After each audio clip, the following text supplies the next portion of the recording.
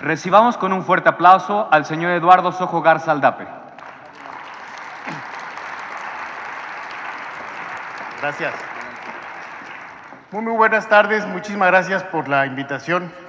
Gracias también por la presentación. Creo que lo único y algo muy importante que no dijeron es que fui alumno del rector de la Universidad de las Américas Puebla cuando estudiaba en el TEC de Monterrey. Ahí me dio clases Luis Ernesto de econometría. Bien, quisiera platicar con ustedes esta tarde y fundamentalmente motivarlos a que usen la información, a que analicen los números, a que se preocupen por interpretar qué les dice todos los datos que están en medio de la sociedad. Hay un escritor inglés, George Well, que junto con Julio Verne se caracterizan dicen que son los creadores o los precursores de las novelas de ciencia ficción. Y George Well, porque ellos, por ejemplo, fueron muy acertados, en sus novelas de ciencia ficción hablaban de los viajes espaciales, hablaban del submarino, hablaban de la bomba atómica. Entonces fueron realmente muy exitosos en sus novelas de ciencia ficción acerca de lo que iba a pasar en el futuro. Y una de las cosas que dijo George Well fue que el pensamiento estadístico, y estamos hablando de allá por 1910, 1920, y él decía que el pensamiento estadístico iba a ser algún día tan importante como leer y escribir para hacer una ciudadanía efectiva. Y me parece que ese tiempo está llegando. Me parece que no solo acertaron en el tema del submarino o en el tema de los viajes espaciales. Es hoy realmente el tiempo de que es tan importante saber conocer los números, saberlos interpretar, como leer y escribir. Es tan importante para la ciudadanía y es tan importante realmente para el éxito en cualquier actividad que emprendamos. ¿Y por qué? Porque ha cambiado mucho el paradigma. Hace tiempo la información era escasa y la interpretación era abundante. En cuanto salían los números, ya teníamos todos los modelos para interpretarlos y nos agotábamos los análisis porque la información era muy escasa. Hoy sucede exactamente lo contrario. La información es abundante y la interpretación es escasa. Es tal la cantidad de información que tenemos que no nos damos abasto en interpretarla, en explotarla, en sacar las tendencias. Para que se den una idea de la cantidad de información que se está generando, hay una estimación que dice que en el 2011 se crearon más datos que en el conjunto de la historia humana, o por lo menos desde la invención del alfabeto. Y la invención del alfabeto son miles de años antes de Cristo. Y solo en un año se crearon más datos que en todos esos años. Imaginémonos toda la información que se crea a través de las redes sociales, ¿no? A través de los Twitter, a través de los Facebook. Imagínense toda la información que se genera a través de las llamadas telefónicas. Imagínense toda la información que se genera cuando utilizamos una tarjeta de crédito, todo lo que compramos. Todo eso se va registrando en medios digitales. Y hoy los que usan la estadística se preocupan por interpretarla. Hay un libro que leí hace algunos meses que se llama Numerati. Y el libro lo que dice es, la motivación del libro es toda la información sobre usted que usted no la sabe. Y tiene que ver con todo eso que hacemos todos los días, todos los registros que dejamos de nuestra vida, y luego esos registros se interpretan, se sacan tendencias, se dice qué consume determinado tipo de persona. Y eso que se está dando a nivel mundial tiene que ver con un nuevo concepto. El concepto, la verdad es que no tiene alguna traducción al español, pero en inglés se llama Big Data. Y tiene que ver con todas esas cantidades monstruosas de información que están por el mundo. Pero me parece que este tema de Big Data no solo tiene que ver con las redes sociales, no solo tiene que ver con los sensores, también tiene que ver con la estadística oficial. No hay otra etapa en la historia de nuestro país donde hayamos tenido más información.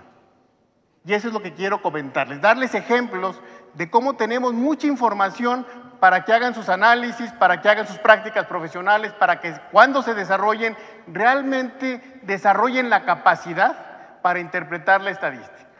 La estadística oficial podríamos dividirla en dos: estadística básica, que es lo que recogemos directamente con los cuestionarios, y la estadística básica la dividimos en tres: los censos, digamos cuando vamos y contamos a cada uno de los objetos; las encuestas, donde obtenemos una muestra de ese marco y vamos a entrevistar a cada uno de los que salen en la muestra; y luego los registros administrativos, que son todos estos registros que llenamos todos los días y que pueden utilizarse con fines estadísticos.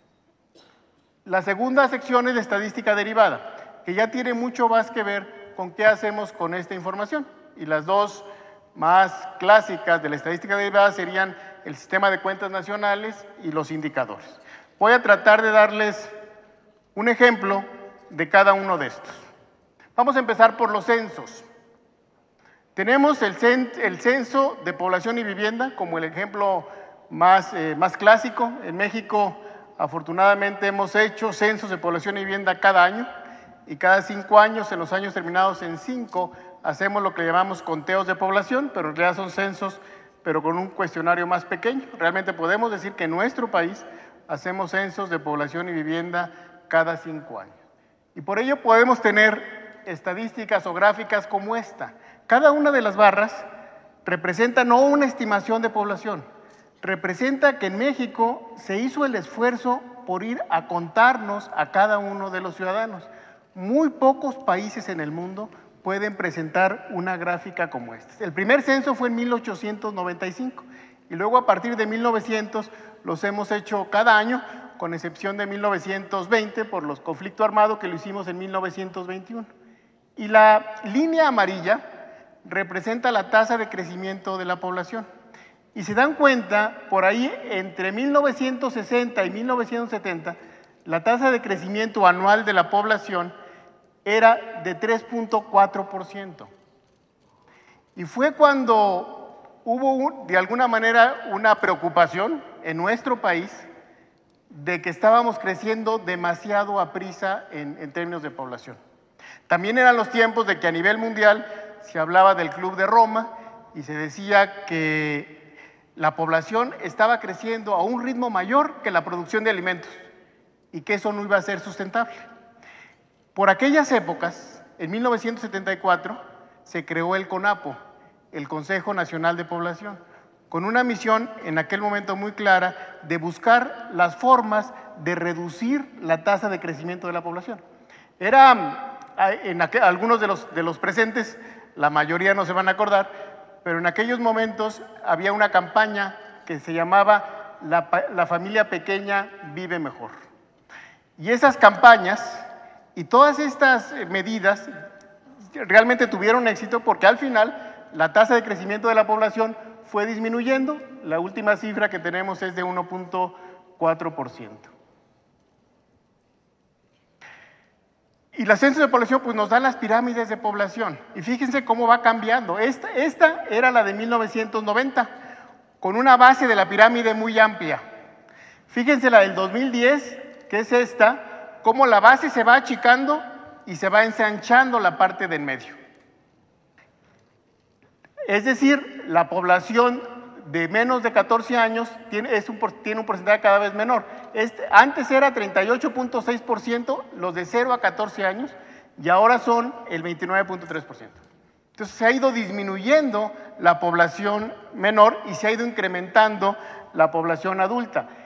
En 1990 la edad mediana era 19 años. La mediana es donde divides al 50% de arriba y al de abajo, en 2 divides a la población. Entonces en 1990 el 50% de la población en México tenía más de 19 años y el 50% menos de 19 años. En estos momentos la mediana es 26 años. 50% tenemos más de 26 años y 50% tienen menos de 26 años. Y esto nos califica como un país joven sin duda alguna. Sin embargo, el que seamos un país joven no debe obscurecer la necesidad de preocuparnos por el futuro, porque la población de 60 años y más cada vez son más. Por ejemplo, en 2010, de acuerdo al censo, teníamos cerca de 10 millones de personas mayores de 60 años. Para el 2030 ya van a ser 20 millones de personas mayores de 60 años. Con lo que esto significa, en muchas cosas, nada más pensemos en los servicios de salud, nada más pensemos en las enfermedades típicas de la población en esta etapa, lo que tenemos que invertir, lo que tenemos que prevenir, ¿no? El censo tiene muchas estadísticas. Por ejemplo, hay otra que tiene que ver con la escolaridad. Este es el promedio de escolaridad. En 1990 éramos un país, pues poco más de primaria, 6.5 años promedio de escolaridad. Para el 2010 somos 8.6 años de promedio de escolaridad, casi ya secundaria. Ya es mejor, pero nada que ver con los países con los que competimos. Sin embargo, hay una estadística que a mí me gusta mucho presentar que tiene que ver con la esperanza, con la esperanza educativa, la esperanza de vida escolar. Es decir, ¿cuál es el promedio al que podía aspirar un niño o una niña que hoy tenga en México 6 años? Y hoy es 13 años promedio de escolaridad, es decir, primero de secundaria. Los que hoy tienen 6 años, en el promedio van a tener primero de secundaria. El promedio. ¿Eso qué significa? Que las generaciones que vienen van a ser muy diferentes que nosotros. Van a ser generaciones mucho más preparadas que las que nos tocó vivir o convivir a nosotros en nuestra vida. Y eso debe también darnos esperanza, pues, de que nuestro país va a cambiar en esa materia. El censo es de población, pero también es de vivienda, ¿no? Ya hay varias estadísticas que sacamos también de vivienda. Por ejemplo, es la viviendas con energía eléctrica. Y vean cómo creció del 90 al 2010.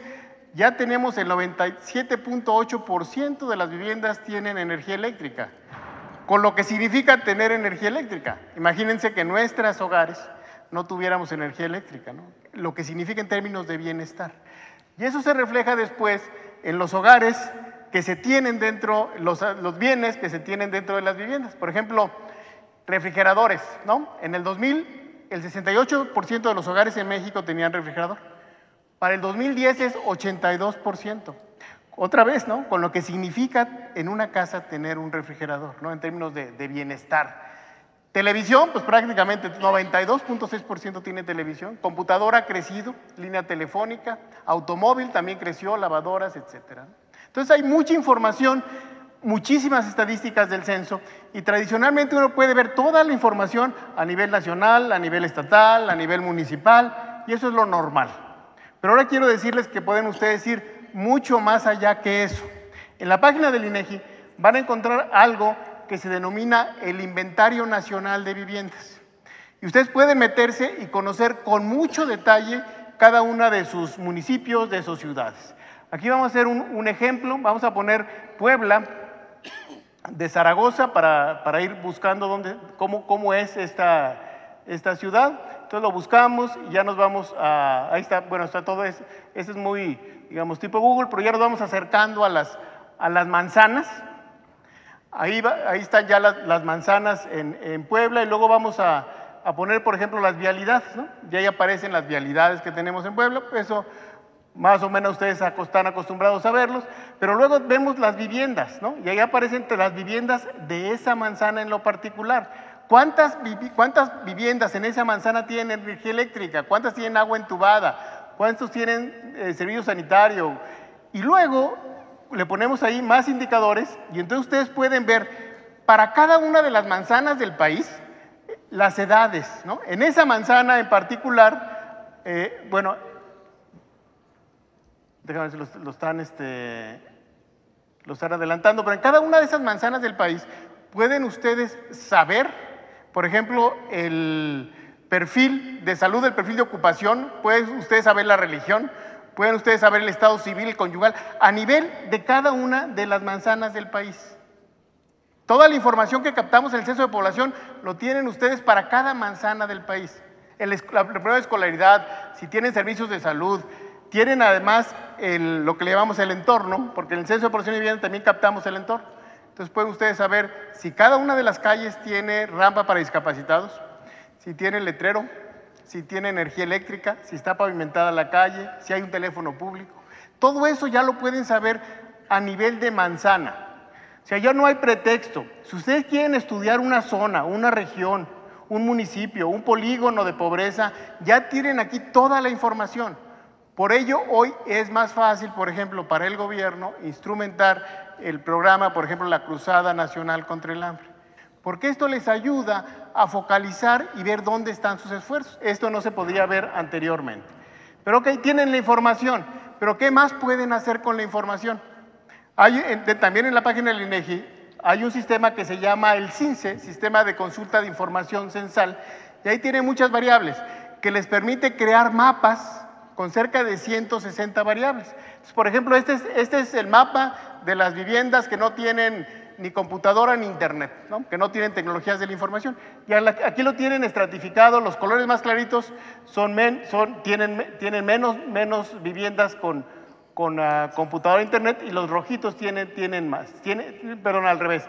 Los que están claritos son estados con menos viviendas con tecnologías de la información. Y lo pueden hacer por estado y luego lo pueden hacer por municipio. Aquí nos vamos a Puebla y pueden ver exactamente en Puebla cómo se diferencian los municipios que no tienen tecnologías de la información.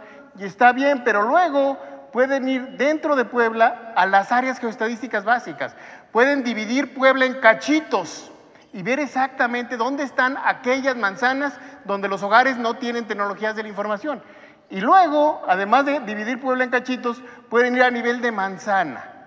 Y a nivel de manzana pueden ustedes ver todo esto. Quiere decir que si ustedes están haciendo una investigación, ustedes pueden consultar este CINCE y poder construir sus mapas con todas las variables que están ahí, sea de salud, sea de ocupación, sea de tecnologías de la información, sea de muchas otras variables que captamos en el Censo de Población y Vivienda.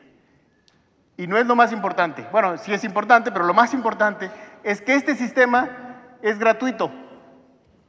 Y hay ahí en la página de internet el CINCE de escritorio. Y ustedes pueden bajarlo gratuitamente, porque esto está escrito en un software libre que se llama Mapa Digital de México. ¿Okay? Entonces ustedes pueden bajarlo gratuitamente. Gratuitamente obtienen la cartografía, gratuitamente obtienen toda la información, gratuitamente obtienen el software para hacer estratificaciones univariadas y multivariadas, y además pueden subir información que ustedes quieran. Y eso es totalmente gratuito y está en la página de internet del INEGI. No hay, ahora sí que pretexto para llegar al nivel más micro y hacer los análisis demográficos y sociales que se requieran, ¿no? Otro censo importante, el censo económico. Este también caminamos todo el país. Todas las zonas urbanas del país las caminamos y vamos registrando todos los negocios. Y aquí también sacamos cifras interesantes. Esta me gusta a mí mucho porque refleja cómo es nuestro país. Fíjense, el 95% de las unidades económicas, de los negocios en nuestro país, tienen entre 0, aquí dice uno de 10 personas, entre 0 y 10 personas. El 95% tiene entre 0 y 10 personas. Y el 0.2% tiene 251 personas y más. Pero ¿cuál es la producción? Este 95% de unidades solo producen el 8.3%, mientras que este 0.2% de las empresas grandes producen el 65%. Y si sumamos estos dos, este 0.2 y este 0.8, quiere decir que los negocios de más de 50 personas ocupadas producen más del 80% de lo que producimos en este país. Entonces, por un lado, tenemos las dos cosas al mismo tiempo. Somos un país con actividades muy concentradas y al mismo tiempo muy dispersas, porque la mayor parte de los negocios en México son pequeñas empresas. Y así ustedes pueden meterse al censo económico y conocer todo lo que quieran sobre cada una de las actividades económicas. Y es muy sencillo, está en la página de internet. Pero lo que quiero mostrarles ahorita es que lo que antes se hacía, que obtener la información que ya está ahí por estado, por municipio, pueden ustedes obtenerla a niveles mucho más detallados. Vamos a ver, por ejemplo, algo que está en la página del INEGI, que se conoce como el DENUE, Directorio Estadístico Nacional de Unidades Económicas. Igual vamos a hacer un ejemplo, vamos a buscar una actividad económica, porque toda está perfectamente clasificada, vamos a buscar farmacias, okay, ponemos ahí farmacias y en el directorio lo tenemos como farmacias sin mini super y farmacias con mini super a nivel de 6 dígitos, okay. Ya vimos que queríamos farmacias. ¿De qué tamaño queremos ver las farmacias? Bueno, de 0 a 5, de 6 a 10, 11 a 30, 31 a 50. Son los estratos que nos interesan. Perfecto. Área geográfica. Bueno, vamos al área geográfica que nos interese, vamos a entrar a Puebla y dentro de Puebla vamos a entrar al municipio de Puebla, pero aquí nos tardamos un poquito porque Puebla tiene muchos municipios, entonces vamos pasando uno por uno, pero la información está para cada uno de los municipios, ¿no?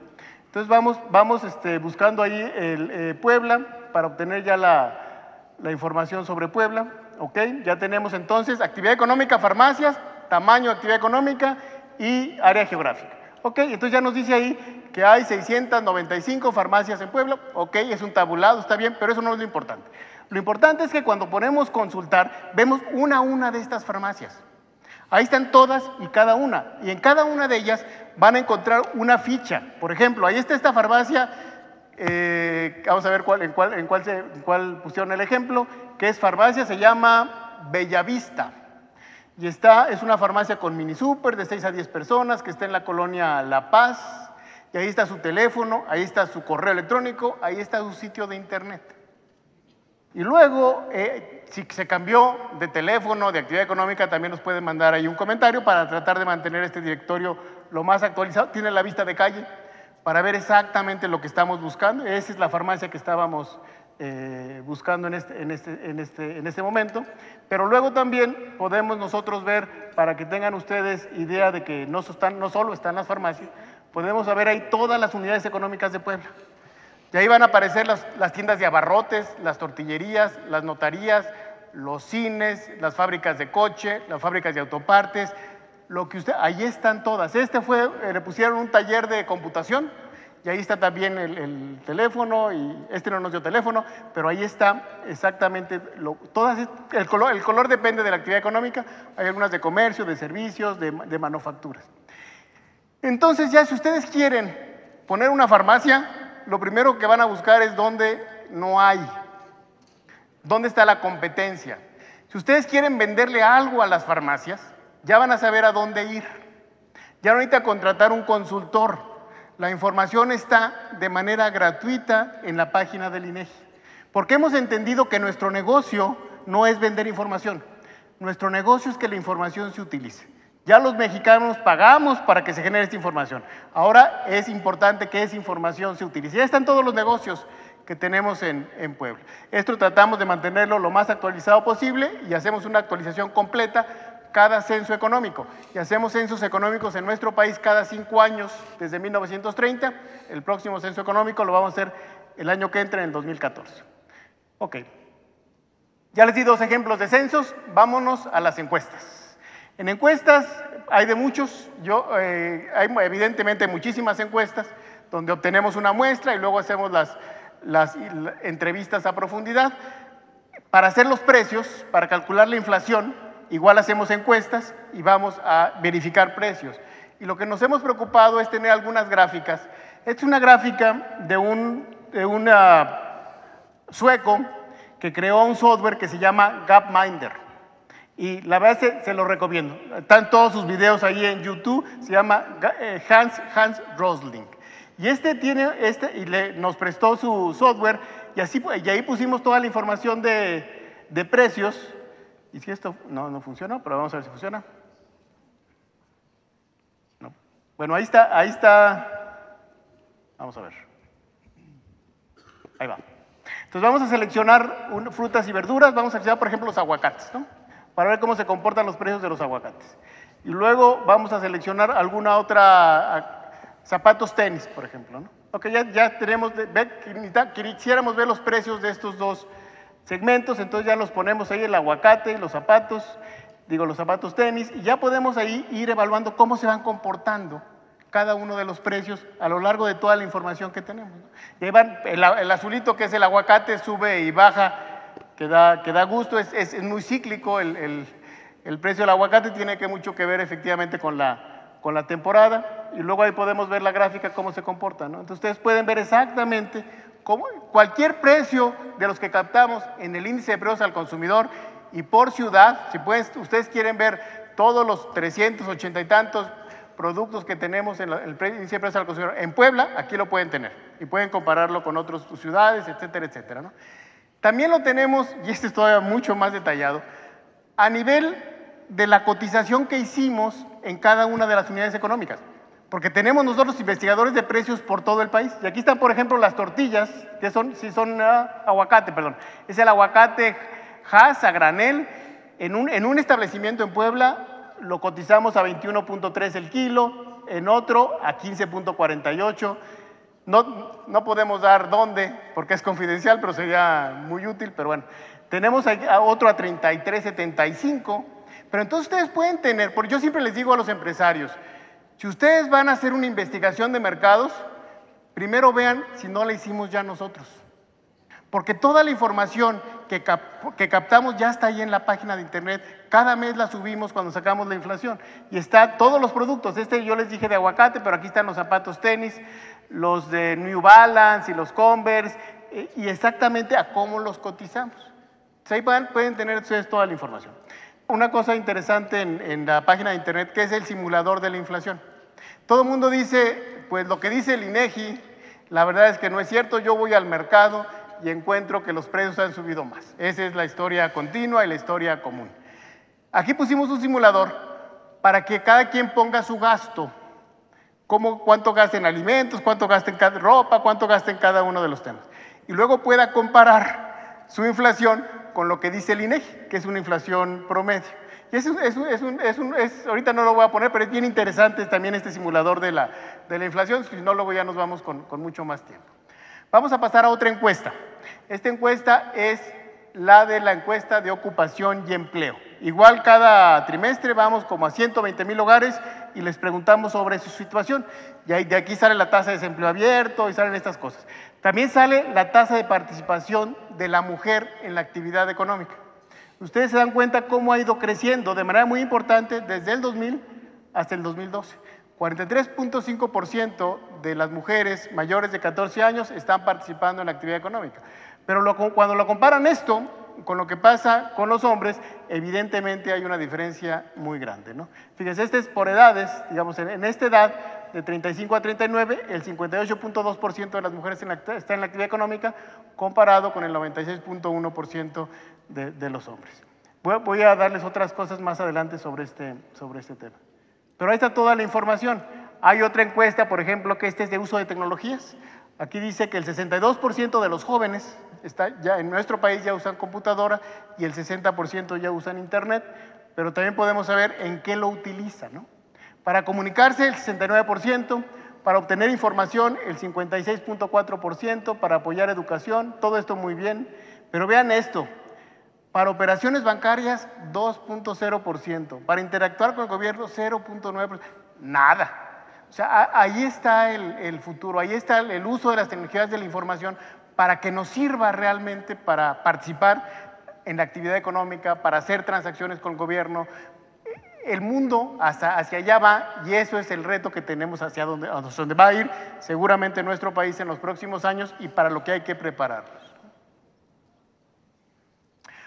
Otra encuesta. Esta es una encuesta muy reciente y tiene que ver con la parte subjetiva, ¿no? Todos los países evalúan su progreso a través del Producto Interno Bruto. El debate a nivel mundial es que este es un indicador insuficiente para medir el progreso de las sociedades, que tenemos que contemplar calidad de vida, que tenemos que contemplar el desarrollo sustentable y otras cosas. Y en calidad de vida, una parte muy importante es la felicidad y la satisfacción con la vida.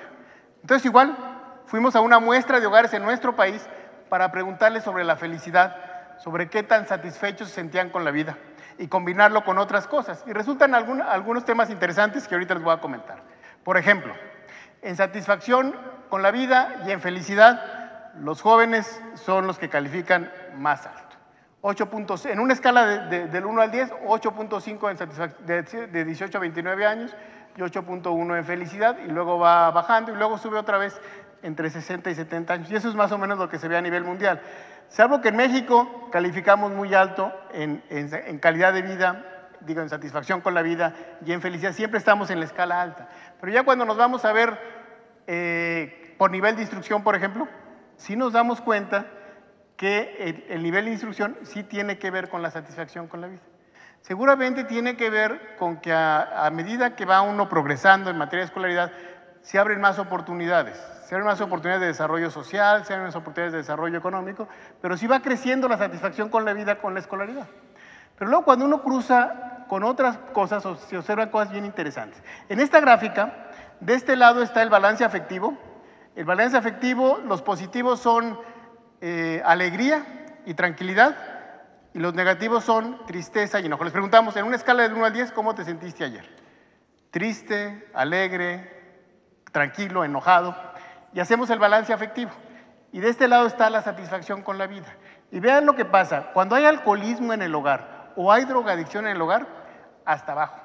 O sea, pegan de manera muy importante estos dos temas en la satisfacción con la vida y en la felicidad de los hogares. ¿Qué más estamos viendo aquí? Bueno, ejercicio. Los que hacen ejercicio competitivo están hasta arriba en la felicidad y en la satisfacción con la vida en promedio, por supuesto, ¿no? Inclusive los que, aunque no sea competitivo, los que caminan, los que hacen yoga, los que hacen gimnasio, los que no realizan ejercicio alguno, están abajo en promedio, tanto en balance afectivo como en satisfacción con la vida. Otro tema, ¿cómo usamos nuestro tiempo libre? Cuando hacemos en nuestro tiempo libre actividades que nos permiten crecer como persona, nos vamos hacia arriba. Cuando en nuestra actividad no utilizamos nuestro tiempo libre de manera provechosa, nos vamos hacia abajo. Entonces, esta encuesta es también muy novedosa, la acabamos de presentar en el mes de diciembre. Hay muchísimos datos y creo que vale mucho la pena que lo exploren, pero este es un ejemplo de la cantidad de información que está ahí para ustedes gratuitamente para que la analicen, ¿no? Vamos ahora a los registros administrativos. Todos los días llenamos nosotros registros administrativos, que si para una licencia, que si para la credencial electoral, que si para cualquier cosa, ¿no? Siempre estamos llenando registros administrativos para los pasaportes, etcétera. Y muchos de estos registros se usan estadísticamente. Siempre se llenan los registros, a veces no lo llenamos nosotros, por ejemplo, este no lo llenamos nosotros, porque es un registro administrativo de los certificados de defunción. Alguien más lo llena por nosotros cuando pasamos a otra vida, ¿no? Y estas son las principales causas de muerte, ¿ok? Y vean, entre los jóvenes de 15 a 24 años, agresiones y en segundo lugar, accidentes. Antes era la primera causa de muerte en los jóvenes, eran los accidentes. Ahorita pasó a segundo lugar, pero ahí está muy alto en hombres. Principales causas de muerte en hombres de 15 a 24 años. Vamos a las mujeres. Primer lugar, accidentes. La principal causa de muerte en mujeres de 15 a 24 años de edad, accidentes, ¿no? Entonces, estos registros administrativos que los extraemos de los certificados de defunción, sí nos están diciendo cosas, ¿no? Siempre nos están diciendo cosas que nos permiten tomar decisiones, que nos permiten mejorar lo que estamos haciendo. Otro registro administrativo que alguien más llena por nosotros cuando nacemos es nacimientos por edad de la madre, que este también es un tema sobre el que hay que reflexionar y es un registro administrativo. Fíjense, de 15 a 19 años de edad de la madre tuvimos 353,000 nacimientos en el 2002. Para el 2011, en vez de haberse reducido, esto creció. Ahora tuvimos 414,000 nacimientos en mujeres de 15 a 19, en mujeres adolescentes. Las demás redujeron, el porcentaje que se incrementó fue este, ¿no? También es un registro administrativo, el que llena a alguien por nosotros cuando nacemos, pero también nos está diciendo cosas importantes para la política de planeación, para la satisfacción con la vida, para muchas otras cosas, ¿no? Pero entonces aquí el tema, traje estos dos ejemplos, pero hay muchos más registros administrativos que también tenemos en la página de internet que ustedes pueden explotar, ¿no? Vamos a hacer algo nada más ya al final, estadística derivada. El principal ejemplo son las cuentas nacionales, es la estadística más exitosa que se ha producido en el mundo y de esto se saca el Producto Interno Bruto, ¿no? que es la tasa de el Producto Interno Bruto es lo que producimos los mexicanos de bienes y servicios durante un periodo determinado, en este caso durante un año. Y luego sacamos la tasa de crecimiento del Producto Interno Bruto y de ahí, digamos, se estima la tasa de crecimiento de la economía de nuestro país. Y así es como, por ejemplo, aquí tienen las grandes crisis, ¿no? En el 95, cuando la economía cayó 6.23%, en el 2001, cuando cayó 0.95%, bueno, la crisis del reciente, que cayó la economía 5.95%. Pero este es el Producto Interno Bruto y hay muchísimas estadísticas derivadas del Producto Interno Bruto. Sin embargo, no todo nos lo dice el Producto Interno Bruto. Por ejemplo, si ustedes quieren ver cómo está el turismo y se meten a las páginas del INEGI, a las cuentas nacionales, no van a encontrar que nada dice turismo. Porque el turismo tiene que ver con hoteles, tiene que ver con restaurantes, tiene que ver con agencias de viajes, tiene que ver con muchas otras cosas. Entonces, por eso se producen cuentas satélite. Entonces, van a encontrar varias cuentas satélite, pero una que quisiera presentarles, que me parece bien interesante, es la cuenta satélite del trabajo familiar no remunerado. Cuando un agricultor produce frijoles, cosecha frijoles para el autoconsumo, ahí están las cuentas nacionales. Pero lo que hacemos en el hogar, en particular para la alimentación, para la limpieza, cuidado de los niños, cuidado de los ancianos, no lo tenemos en las cuentas nacionales, el autoconsumo de servicios. ¿Y cuándo lo medimos? Si midiéramos lo que hacemos en los hogares, principalmente las mujeres, nuestra economía sería 21.9% más grande, ¿sí? Y eso significa el valor de lo que se hace en el hogar. ¿Y quién lo hace? Pues en horas, el 80% las mujeres y el 20% los hombres, y en términos de valor, 76% las mujeres y 24% los hombres. Esto lo acaban de hacer en Estados Unidos y llegan a una cifra similar, 26% les da a ellos para el caso de Estados Unidos. Pero eso también nos permite ver el valor porque además tendría un valor de mercado. Lo que hacemos para hacer este cálculo es que tenemos una encuesta de uso del tiempo. Vamos a los hogares y les preguntamos cómo distribuyen sus 24 horas al día. Y luego, estas partes de cuidado de los niños, cuidado de los ancianos, etcétera, las cotizamos en el mercado. ¿Cuánto valdría eso en el mercado? Y de aquí sacamos este valor, que significa que nuestra economía, si lo midiéramos esto, sería 21.9% más grande. Termino con un tema de indicadores. En la economía, tradicionalmente se mide también a través de ciclos, ¿no? Y ustedes han escuchado que si la economía está en recesión, que si está en expansión. Ya hay dos formas de medir la economía, los ciclos económicos, el ciclo económico tradicional y otros que se llaman ciclos de crecimiento, que son desviaciones respecto de la tendencia. Y eso lo tenemos también en la página del INEGI y podemos construir lo que llamamos un reloj de los ciclos económicos. Y esto nos permite, por ejemplo, ver qué está pasando en la economía, ¿no? En la parte verde es cuando estamos en expansión, la parte aquí se ve anaranjada, estamos en desaceleración, rojo recesión, amarillo recuperación. Lo que está en azul es el indicador adelantado, trata de adelantarse al ciclo de economía. El indicador rojo es el indicador coincidente, que refleja dónde está la economía, ¿no? Ustedes pueden evaluar esto desde 1980, para no aburrirlos, lo vamos a ver desde enero del 2008, ¿no? Entonces van a ver ustedes cómo empieza el adelantado a moverse. Estamos en 2008 y cómo nos fuimos a esta recesión reciente y luego cómo fue la recuperación. Iba mucho más, el adelantado siempre adelante, ya pero, digamos, entramos al ciclo expansivo hasta principios del 2011. Eso fue lo que nos tardamos en dar la vuelta en toda esta última crisis económica, ¿no? Entonces luego ahí está el 2012 y cómo ha estado, digamos, la economía muy cercana de la línea, no ha marcado la economía muy claramente las etapas. Y luego podemos ver no solo el indicador coincidente y adelantado, podemos ver cada uno de los indicadores. Ahí está la actividad industrial y está el empleo. Ahí ven los rojos, ¿no? Estamos entrando en 2008. Y luego como vamos saliendo un poco de la crisis, empiezan a haber unos verdes, exportaciones no petroleras, etcétera. Pero permite esto analizar la coyuntura económica de manera mucho más precisa de lo que tradicionalmente se hacía. Y eso también lo encuentran en la página del instituto. Al final, termino como empecé, señalando que ya cambió el paradigma. Si antes la información era escasa y la interpretación abundante, hoy es exactamente lo contrario. La información es abundante y la interpretación es escasa. Por eso yo sí creo que lo que dijo el escritor inglés que les decía Wells, que llegaría un tiempo en el que el pensamiento estadístico sería tan importante como leer y escribir, está llegando. No por nada, el economista de Google, Variant, dice que el trabajo más sexy de los próximos 10 años es ser estadístico. Ahí se los dejo.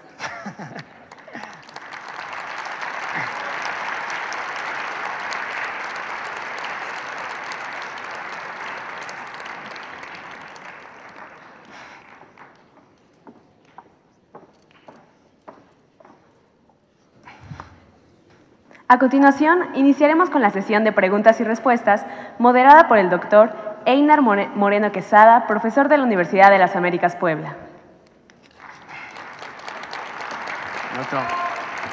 ¿Cómo estás? Gracias, buenas tardes. Doctor, pues muy interesante su plática, le agradecemos estar aquí con nosotros. Bienvenido nuevamente. Tengo, como puede ver nuestro querido público, un titipuchal de preguntas, este es el resumen. Agradecemos mucho su participación, nos da mucho gusto que se despierte la inquietud y el hambre por el conocimiento. Las he agrupado en 5 categorías. La primera, nos preguntan, habló usted de estas mediciones que son muy innovadoras sobre los niveles de bienestar, temas como la felicidad de la gente, ¿no?, que es algo relativamente nuevo y que a los gobiernos les ha interesado últimamente, bueno, en recientes años. Y que cuál es el proceso que sigue el INEGI para ir determinando estas nuevas variables por medir. ¿Qué pasos se siguen? ¿Cuál es la metodología? Sí, es un tema importante. Casi en cada estadística que ustedes puedan imaginarse, siempre hay alguien en el mundo, alguna organización internacional que busca determinar cuál es la metodología, cuáles son los conceptos, las normas, para que las mediciones sean comparables entre los países. Si uno pensaría en estadísticas de educación, pues ahí está la UNESCO que dictamina cómo deben generarse las estadísticas. Si es un tema de mortalidad infantil, pues ahí está la Organización Mundial de la Salud. En este tema, siendo tan novedoso, no hay estándares internacionales. El único que son no normas, sino son lineamientos, los ha establecido la OCDE, y la metodología que seguimos nosotros está vinculada con lo que ha dictaminado la OCDE para que sea comparable. Entonces, lo que hacemos nosotros es comparable con los demás países de la OCDE. Y lo que hicimos, y creo que es una cosa bien interesante, fuimos y le pusimos, hay una encuesta que tenemos que se llama encuesta de ingreso-gasto de los hogares, que es una encuesta muy complicada porque si sales en la muestra está el encuestador como 2 semanas o 3 semanas en tu casa, porque tienes que llenar cada día el librito de lo que gastas, ¿no? Inclusive todos los mayores de 14 años, cuánto gastaban en la escuela, etc. Bueno, pusimos un módulo donde preguntamos este tipo de preguntas. Entonces podemos relacionar la parte cualitativa con la parte cuantitativa y surge esta información. Fue la primera que hicimos, la segunda la vamos a hacer en el 2014 y esa sí la vamos a hacer más grande para que podamos comparar a cada una de las entidades federativas del país. Gracias, doctor. La siguiente parte es, nos llegaron muchas preguntas, bueno, más que preguntas, felicitaciones sobre el número de instrumentos que nos acaba de presentar. Pero por otro lado, eso también causó como un poco de ansiedad en el sentido de que si uno apenas está entrando al mundo de la estadística, y no hablemos de instrumentos complicados, sino de un poco la minería de datos, como se conoce, entender dónde puedo encontrar lo que estoy buscando. Los jóvenes nos preguntan que si les podría dar, pues no, a lo mejor no el ABC o la receta perfecta, pero hay un par de recomendaciones para que no se pierdan. Justamente una de las preguntas hablaba de que los medios de comunicación hacen uso a diestra y siniestra de muchos datos que muchas veces no podemos verificar. Entonces, ¿qué recomendaciones les podría dar a ellos para empezar a entender cómo validar esta información a través de las herramientas que nos ofrecen? Sí, es cierto, y aquí se ve muy fácil, y luego cuando llega uno y siente en su computadora, de repente no era tan fácil como se pensaba. 2 cosas. Primero, tenemos cursos que denominamos INEGI a la mano, y con cualquier universidad del país podemos firmar convenios de INEGI a la mano, y a partir de estos convenios venimos a las universidades y damos este tipo de cursos. Lo otro que tenemos se denomina Cátedra INEGI.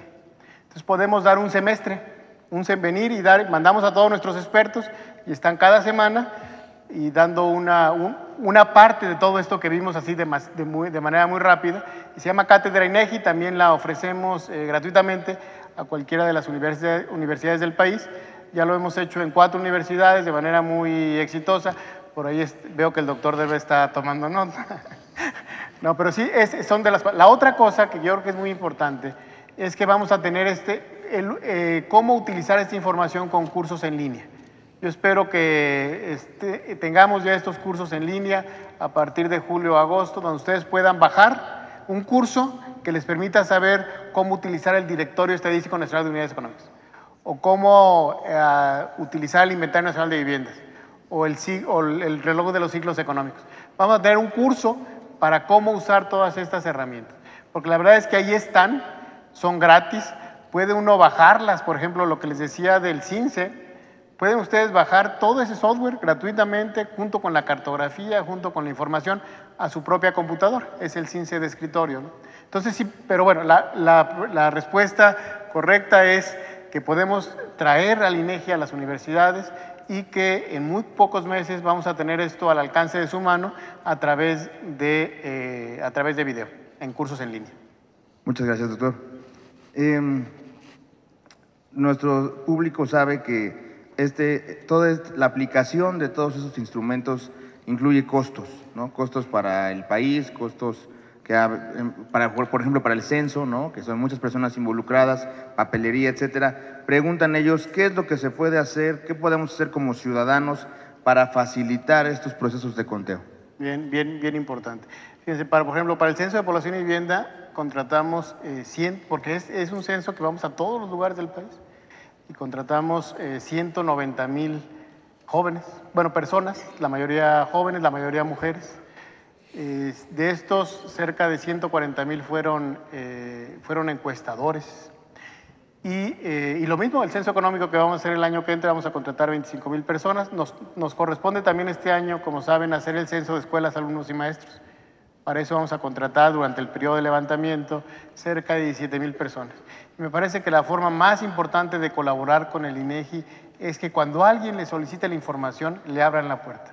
Porque ese es el tema más importante. Afortunadamente, lo que nos hemos encontrado en nuestro país durante estos últimos años es que las tasas de no respuesta que tenemos son muy pequeñas comparadas con otros países y, por supuesto, comparadas con el sector privado. Todavía, afortunadamente, las familias, los negocios confían en el INEGI, pero esa sería yo creo que la principal aportación es que cuando el INEGI toque a su puerta, le abran la puerta y respondan la información, porque al final nosotros garantizamos la confidencialidad y, por otro lado, toda esta información es útil no solo para el gobierno, sino para toda la sociedad. Gracias, doctor. En continuación con esto que acaba de cerrar de la respuesta, muchos de nuestros asistentes están preocupados porque no sabían, supongo yo porque lo acaban de ver con usted ahorita, toda la distinta gama de información que pueden tener, inclusive por cuadra, por colonia, ¿no? por delegación, por municipio. Y debido a las rachas de violencia que hemos sufrido en los últimos años, no sé, periodos, meses, lo que dicen ellos es cómo controlar que esta información no pueda usarla el crimen organizado, bueno, usaron varias palabras pero el crimen organizado en general, para pues estar más organizado y contar con esta información para hacer un mal uso de ella e impactar negativamente a la sociedad. Sí, cómo no. Mira, ciertamente la información nunca se difunde de manera nominativa. Es decir, no podemos, ni siquiera capturamos la dirección, ni siquiera capturamos los nombres de los integrantes de la vivienda. Eso no se captura y toda la información, nunca se da información individualizada, es confidencial, se da nada más a nivel de manzana, ¿no? Entonces, a nivel de manzana es información que cualquiera podría utilizar, pero que es información que no necesariamente tiene un sentido incorrecto, ¿no? Evidentemente, esta información puede ser utilizada por malas personas, sin ninguna duda, para otros propósitos, sin ninguna duda, como podrían utilizar cualquier otro mecanismo, ¿no? Como utilizan los taxis, como utilizan los camiones, como utilizan los aviones, como utilizan las escuelas, etcétera, ¿no? Me parece a mí que lo más importante en este sentido, y sí no lo hemos cuestionado nosotros, es que no podemos dejar de hacer lo que necesitamos hacer porque hay en nuestro país malas personas. No podemos dejar de darles a ustedes la información porque hay otros que a lo mejor lo utilicen mal. Queremos que esto se utilice para bien y por eso los estamos dando. Mal haríamos en esconder todo esto, en guardarlo en el cajón, porque ahí hay algunas malas personas. Más bien yo lo que tenemos que hacer es seguir nuestra vida, enfatizar en la toma de decisiones desde el punto de vista más positivo, ¿no? Gracias, doctor. Un par de preguntas más para terminar. La primera es el tema de la inflación, que tendrá un par de años que pertenece este indicador, bueno, lo mide ahora el INEGI, antes Banco de México. La pregunta es, entonces, ¿lo que hacía Banco de México no es confiable? Ok, buena pregunta también. Fíjense, desde 1994 cambió el estatuto jurídico del Banco de México para hacerlo una institución autónoma del Estado mexicano. En el estatuto jurídico del Banco de México, en 1994, se establecía que el Banco de México no podía ser juez y parte. Es decir, no podía decirnos cuál es la meta de inflación y luego decirnos cuál fue la inflación. Y se estableció eso en 1994. Y desde ese entonces se pensaba que el INEGI podría hacerlo. Todo esto no se logró a través de los años y se logró hasta en julio del 2011, es cuando el INEGI empieza a tener ya la responsabilidad de medir la inflación y para ello tuvimos mucha colaboración del Banco de México. Creo que independientemente del profesionalismo del banco, es mucho más apropiado que no haya suspicacias, que esté en una institución cuyo único mandato es generar información con oportunidad y con calidad. Porque quizás esto no lo dije en un principio, pero el INEGI es una institución muy particular y muy única a nivel mundial, por dos razones. Uno, porque tiene estadística y geografía en la misma institución, y eso que en México lo vemos normal, existe nada más en Brasil.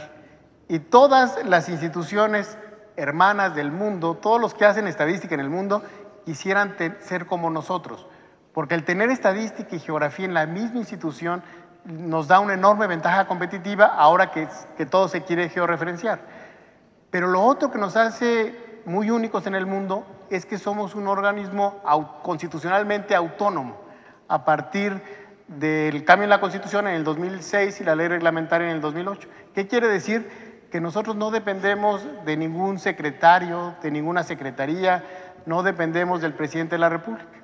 Hay un órgano de gobierno compuesto por 4 vicepresidentes y un presidente que es el que determina cuáles son las decisiones y cuál es el rumbo y el destino de la institución. Y eso también nos hace muy únicos, porque la sociedad sabe que nosotros vamos a presentar la información, sea esta información buena, mala o regular. Y tenemos un calendario y una hora y ese día la presentamos, independientemente de si la información alguien la puede considerar buena, mala o regular. Para nosotros la información siempre es útil. Si da buenas noticias, para darnos cuenta que se está haciendo algo bien. Si es una mala noticia, para darnos cuenta que allá hay un foco rojo, ¿no? Que corregir. Que hay que corregir. Que hay que corregir, claro. Y finalmente, pues yo considero que es una pregunta, bueno, tal vez un tanto personal, pero al parecer motivó o ya creó un sentido inspiracional de los jóvenes. Y lo que preguntan es interesante, dicen, ¿qué debo hacer o cómo me puedo considerar un aspirante para algún día ocupar el puesto del doctor Sojo? Estudiar con el doctor Derbez primero. No, yo creo que, bueno, afortunadamente en el instituto también con la autonomía llegó el servicio profesional de carrera. Y hoy todos los puestos en el instituto, ya nos olvidamos de amiguismos, nos olvidamos de conocidos. Hoy todos los puestos en el instituto, cada vacante se concursa. Entonces, si alguien tiene interés en participar en el instituto, podría en realidad acercarse en la página del INEGI, ver servicio profesional de carrera y tratar de ocupar una posición en el instituto. Lo que sí les digo es que independientemente de que participen en el INEGI o no, este es un tema realmente apasionante. No se equivocaba el que dijo en 1920 que el pensamiento estadístico iba a ser importante y tampoco creo que se equivoque el economista de Google diciendo que es apasionante y que va a ser uno de las demandas más importantes de los profesionistas en los próximos años, el conocer, el interpretar la información. Yo creo que ahí va a estar la información en el INEGI y fuera del INEGI y en cualquier actividad profesional que hagan. Y no profesional, en su vida diaria, siempre estamos utilizando las estadísticas. Y quien sepa utilizar las estadísticas va a tener mucho más éxito en su vida profesional, en su vida personal, en la universidad y también en la parte social, la participación en la sociedad. Doctor, pues muchas gracias. A nombre de la Universidad de las Américas Puebla, estamos muy agradecidos. Que no sea la última vez que lo tengamos por acá. Y muchas gracias por su tiempo. Gracias, buenas tardes.